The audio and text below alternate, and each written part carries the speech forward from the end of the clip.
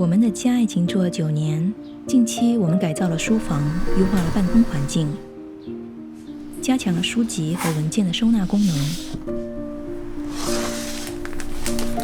通过家务规划，让家保持干净整洁，还布置了几处读书角，提升家里的读书氛围，让生活在家中放慢脚步。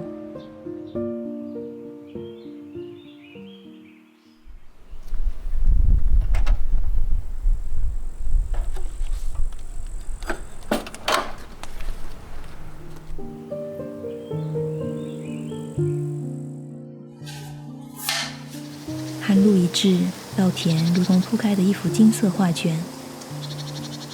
每天都会收到一堆传单和信件，先区分待处理和可丢弃。待处理文件放进玄关门的收纳盒里，重要事项则单独写在留言板上，以便随时提醒。工具箱里装了清理文件的小工具，带有个人隐私的先用碎纸机处理后再丢，小盒定期清理。玄关柜里放了出门物品，方便家人使用。可丢弃的纸类我会收集起来，等周末拿去资源回收。通过每日例行整理，减少纸类在家中堆积。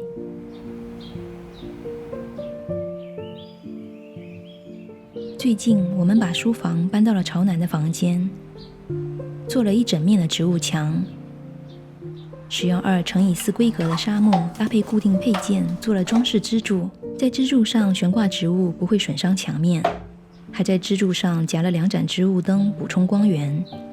植物能软化空间线条，为室内注入生机与活力。这里是我平时剪视频的地方，窗外是一片广阔的稻田，宁静悠远的景致为作品注入了清新的灵感。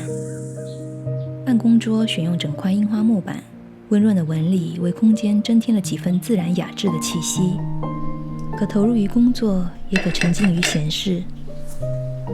书桌使用原来的升降脚架，可根据需求调节高度，可坐可立，能缓解长时间工作的压力。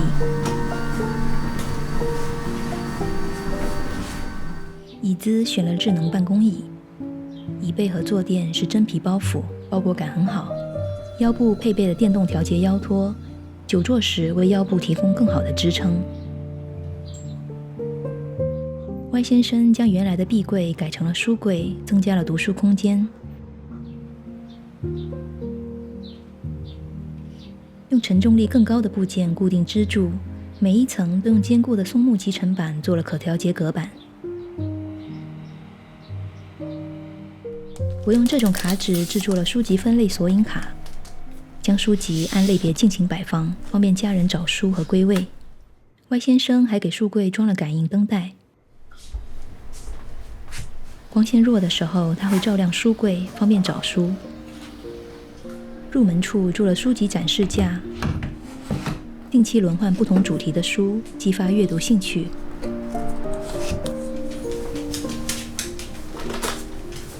办公椅为阅读提供了舒适之地，一隅天地，闲时是读书的角落，忙时是专注的工作。书柜下层是家庭文件管理中心，需要保存的文件我都会集中放在这里，以文件夹的方式去管理，明确分类标签，紧急时也能快速找到所需文件。每个人都有自己的健康管理手册，宠物健康手册里是他们的疫苗和体检信息，这种文件密封袋很方便，能装医疗卡这类易掉的小物。重要文件采取双重管理法，纸质的文件妥善保存，同时备份到云端，确保数据安全，不易丢失。产品说明书和保修单一起保存，需要时容易找。有电子档的我也会保存在云端，减少家中纸类。书柜下的小抽屉用来收纳文具和画具，每个抽屉都用隔板分类，拿取方便也不凌乱。我们家还有另一个读书角，位于1楼的榻榻米室，用木墩做的书架放季节书籍，用木桩做的小桌子放些在看的书。白天，麻雀喜欢停在这棵大树上叽叽喳喳，自然气息萦绕在四周，读书时内心也随之安定。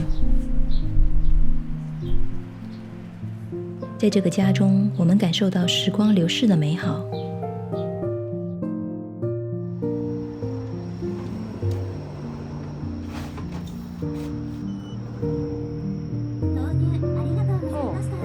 194。